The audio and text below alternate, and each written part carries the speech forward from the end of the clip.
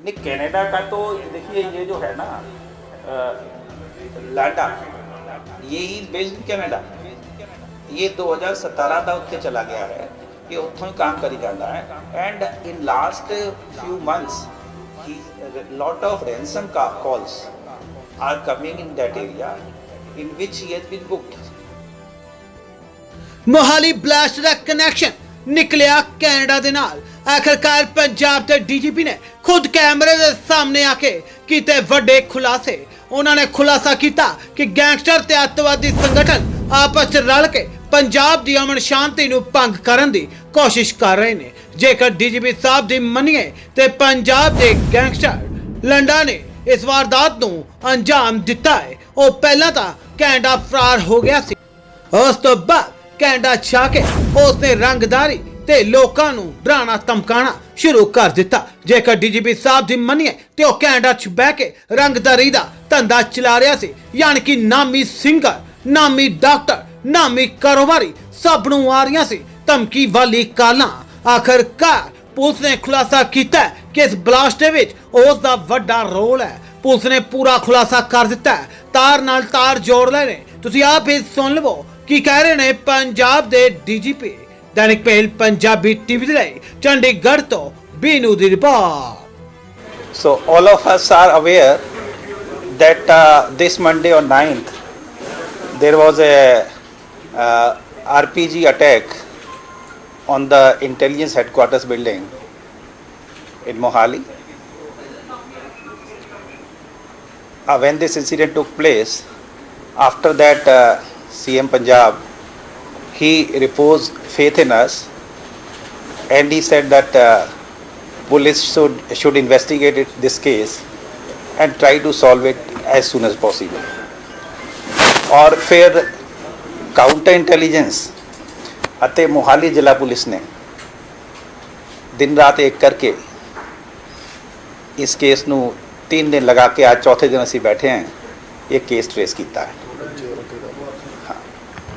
Case trace किया है तो इसका मैं दसना चाहूँगा दैट मेन परसन जिहड़ा की कॉन्स्पिरेटर कह सकते हैं,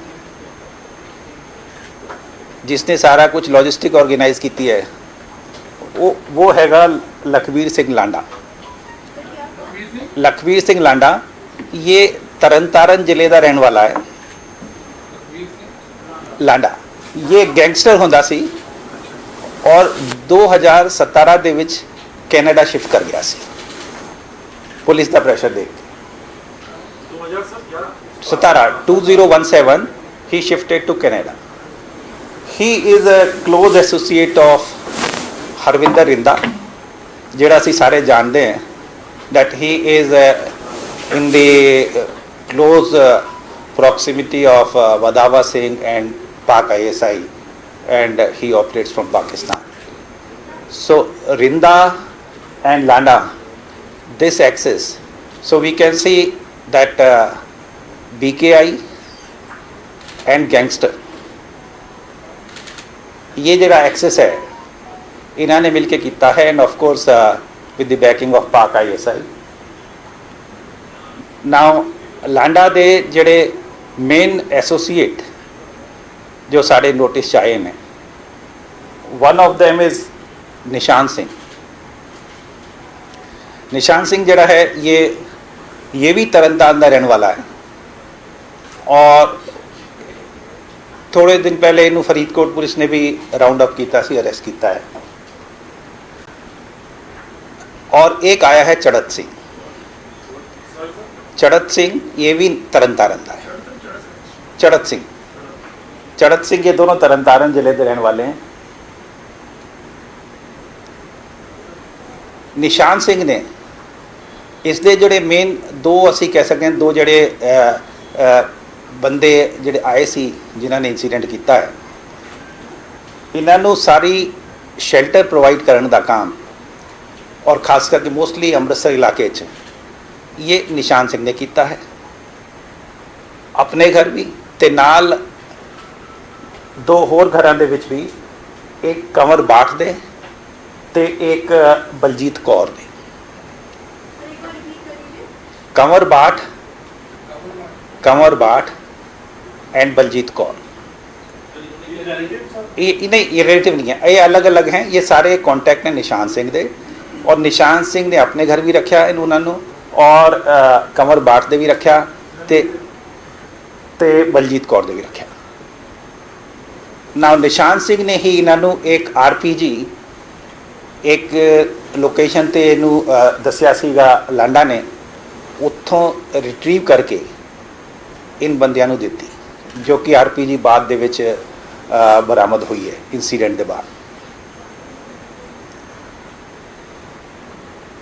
निशान सिंह का बड़ा पिछोकड़ ये है, 14-15 केस हैं, अबाउट ए डजन केसेस उस दे विच इन्वॉल्व है, और फिलहाल जमानत ते है। अपार्ट फ्रॉम दीज 3, निशान सिंह, बलजीत कौर ते कंवर बाठ, एक जड़ा रोल आया है, ये है बलजिंदर रैंबो। ये भी तरन तारण का, एक्चुअली सारा जोड़े नाम आ रहे हैं ये तरन तारण साइड दे आ रहे हैं। बलजिंदर सिंह, इनू रैंबो भी कहते सी। हाँ, तो ये रैंबो ने एक AK-47 रिट्रीव करके, जो इस तू दसिया सीगा निशान सिंह ने, from there he took it and then handed over to Charat Singh. ये सारे जड़े नाम दसे हैं, they are all from Tarn Taran Amritsar area. करीब 15 दिन ये लोग जिन्होंने RPG मिल गया सी, AK-47 मिल गई सी, वो इकट्ठी की, 2-3 घरों के विच रहे।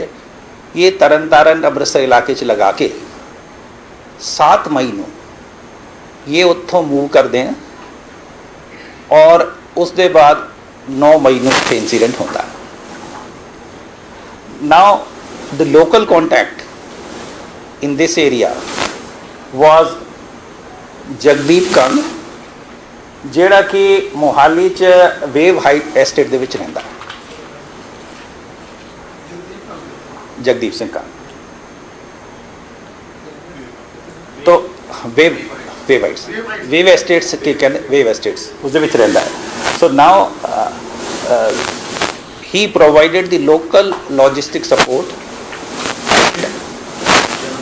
इन्हें रहने का भी जगह ठीक की, and finally for recce of the intelligence headquarters building, Charat Singh and Jagdeep Kang, both of them visited during the daytime of 9th May। Jagdeep और ये दोनों इकट्ठे वहाँ गए थे और उस एरिया का रैकी करके आए थे। जो कार चली थी, कार में दोनों दिन के टाइम, वो वाली गल नहीं, जो लास्ट मोमेंट पे हुआ है। रैकी मतलब पहले देख के आ गए कि असी कित्थे जाना है शामी, तो ये देख के आए सी। And finally for the incident Charhat Singh और जिहड़े 2 बंदे बाहरों आए सी, इन तीनों ये finally they executed the plan. Now let me complete. Now we have arrested 6 people, and निशान सिंह क्योंकि दूसरे केस अरेस्टेड है, तो he will be arrested in this case also, he is in custody of police only. लेकिन ਜਿਹੜੇ ਅਸੀਂ arrest किए हैं उस दे विच है कंवर बाठ है, बलजीत कौर है, बलजिंदर रैंबो है, एक आनंददीप सोनू है जो कि निशान का ब्रदर इन लॉ है। ये इस दे नाल जदों एकोमोडेशन वगैरह ढूंढ रहे सी, समान लभण तो ये नाल ही होंदा सी। ये अरेस्ट किया है। जगदीप कंग अरेस्ट किया है, and so 5 have been arrested, and Nishan Singh because he is arrested in other case and he is with Faridkot police, he will also be arrested the day his police custody is over in that case. So these are 6 people. So now building हाँ उनका एक बार दोबारा बताइए, ये 6 बंदों का जो हाँ। 3 पहले किए थे, तो इन्होंने हमला किया था, और ये थे एक मिनट, पहले नाम एक बार रिपीट कर 6 लोग जो अरेस्ट किए हैं, कंवर बाठ जिन्हें शेल्टर प्रोवाइड की, बलजीत कौर शेल्टर प्रोवाइड की, बलजिंदर रैंबो जिसने AK-47 रिट्रीव करके हैंडओवर की थी। अनंतदीप सोनू जो कि निशान दा ब्रदर इन लॉ है, ही असिस्टेड निशान in all the things. Jagdeep Kang जिसने रैकी की थी, प्लस यहाँ इत्थे लोकल सपोर्ट प्रोवाइड की थी। एंड निशान सिंह जड़ा है, ही is arrested in other case, he will also be arrested in this case. And he had done lot of things. First of all, he provided shelter. Secondly, he arranged shelter from through his friends and known people. And thirdly, he retrieved this RPG and handed over to those people. Sir इन्होंने कितना से लोग Now ये ਜਿਹੜਾ 6 ਦਾ ਇਹ clear ਹੋ ਗਿਆ, ਠੀਕ ਹੈ। ਅੱਛਾ, ਇਸ ਦੇ ਇਲਾਵਾ ਦੋ ਜੋ ਸਾਨੂੰ ਸੀਗਾ, ਦੋ ਬੰਦੇ ਅਸੀਂ for questioning वास्ते we have brought from Noida. We are still working on that, and their names are Mohammad Naseem Alam and Mohammad Sharaf Raj. We are still working on them. Mohammad Naseem Alam and second? Naseem Alam and Mohammad Sharaf Raj. Naseem Nasim. So they are from Bihar, and we got it from them.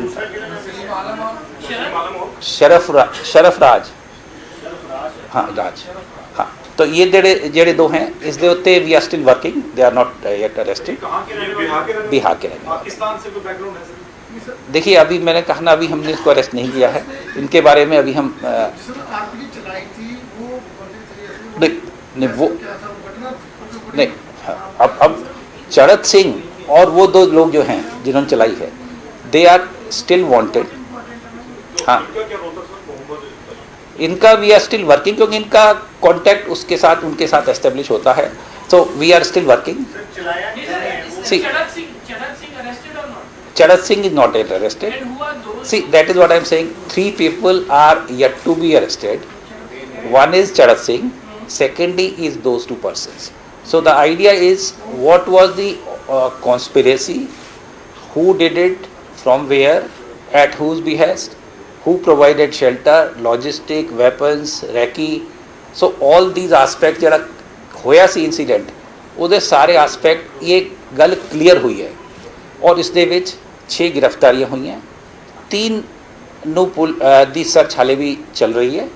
And overall I will say कि ये जड़ा है incident, ये BKI plus gangsters दा जड़ा गठजोड़ है, उन्होंने कराया है एट द बिहेस्ट ऑफ पाक ISI। मोटिव है जैसे इंसिडेंट सर ये क्या रहा कि हमने एक को बिल्डिंग को क्यों चुना? बाद में वो कहते मोटिव रैकी और भी करते थे, लेकिन पुलिस की बिल्डिंग को ऐसे, क्योंकि पहले पुलिस की बिल्डिंग की भी रैकी कर रहे थे। देखिए, ये जो टारगेट्स जो हमारे पास आते हैं, इसमें पुलिस एंड डिफेंस इंस्टॉलेशंस, ये टारगेट्स में जनरल इनके रहे हैं। ये इंटेलिजेंस हेडक्वार्टर स्पेसिफिकली तो ऐसा नहीं था, और इन लास्ट अबाउट ईयर आपने देखा ही है कि वो पठानकोट जड़ा आर्मी वाले उसते होया, दैन नवा शहर जड़ा CI स्टाफ च होया, फिर रोपड़ जड़ा पुलिस स्टेशन च होया। So police and defence installations are the targets of terror organisation, because by virtue of our profession we have to deal with them, and we deal with them, we'll deal with them firmly, and we'll continue to deal with them। Sir RPG sir कितने कोई train सीगे जिन्होंने RPG चलाने वाले कोई तो पता लगा कितनों किਵੇਂ ਆ, क्योंकि आम तो बंदा नहीं चला सकता, लेकिन वो ट्रेनिंग है पाकिस्तान तो यही training कितनों provide है जैसे कितने चलाया कितने से आरपीजी चलाई कितनी दूरी तो क्योंकि इंटेलिजेंस हेडक्वार्टर ਇਹਨਾਂ ਸਿਕਿਉਰਿਟੀ ਏਰੀਆ ਆ ਜਾਂਦਾ ਕਿ ਪੰਜਾਬ ਪੁਲਿਸ ਦੇ ਇੰਟੈਲੀਜੈਂਸ ਦੇ ਹੈਡਕੁਆਰਟਰ ਦੇ ਉੱਤੇ ਇਹ ਜਿਹਾ ਘਟਨਾ ਕਰ ਹੋਣਾ ਤੇ ਸਿਕਿਉਰਿਟੀ ਦੇ ਉੱਤੇ सर कितने चलाई सी मेन तो ये है, ये जो 3 सीगे इन्हों के विचों किसी ने चलाया, जो फाइनली इंसीडेंट के टाइम 3 आए सी। हाँ, मतलब जिन्होंने जो इंसीडेंट के वेले मौके पे सीगे। सर इसमें कोई कनाडा से भी है? नहीं, कनाडा का तो देखिए, ये जो है ना लांडा, ये ही बेस्ड इन कनाडा, ये 2017 का उत्थे चला गया है, ये उत्थों ही काम करी जाता है।